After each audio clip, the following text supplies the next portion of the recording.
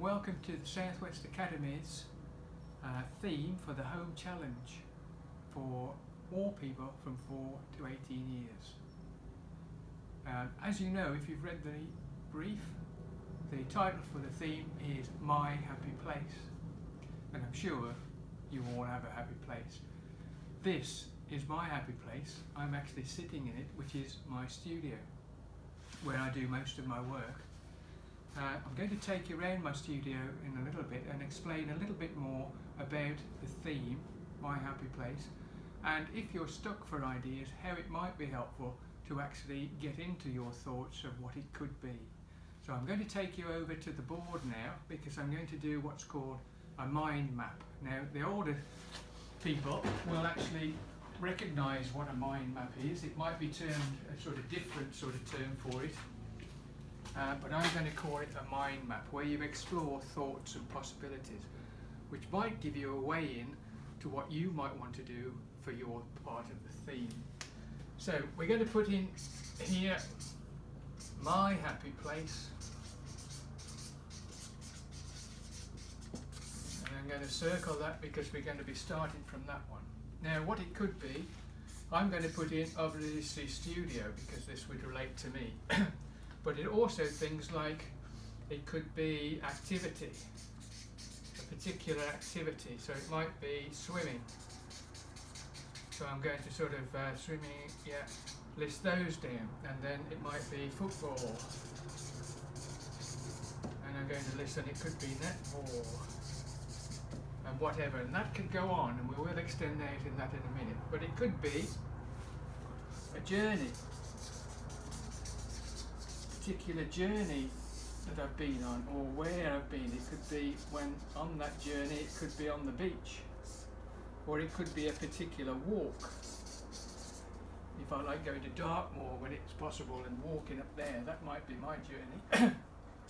And I've got here, it might be home, obviously, where you are most of the time now, unfortunately, and not in school.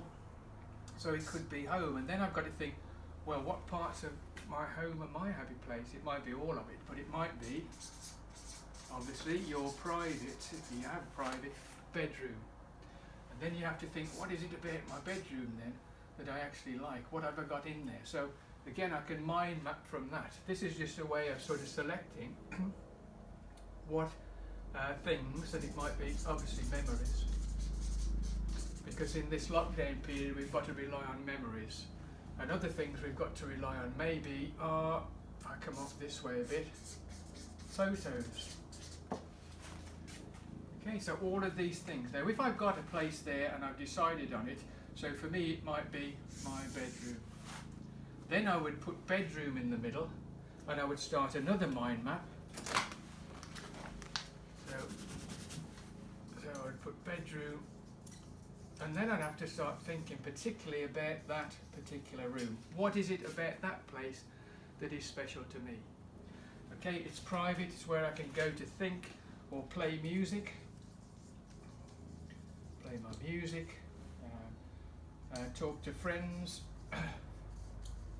on the internet or on my phone, and that's another one, phone comes in to it. And what else is it? Cupboards.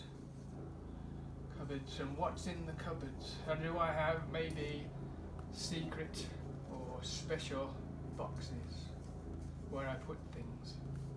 So these are quite personal things here, and in doing that you can generate lots of possible ideas where you might want to focus your work on, because it doesn't just have to be, say, well, it's my bedroom, I'm just going to do a painting of my bedroom. It could well be that for some people, but other people might want to hone it down a little bit and focus in. So that's mind mapping, which we can all do to explore possibilities and ideas. Now I'm going to take you over to this table. I just put a little table up, and it's just bits of my work, but it's also related to the theme, and that might obviously suggest other ways in for you. So we're going to move over to this table.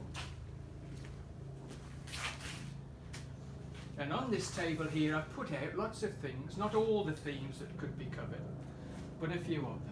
So for instance, if I'm thinking about when I go on a journey, if we take that to start with, or a particular place that I've really enjoyed. I would have sketchbooks with me all the time, and I'll be drawing or painting to do with that place and so on whenever I get there.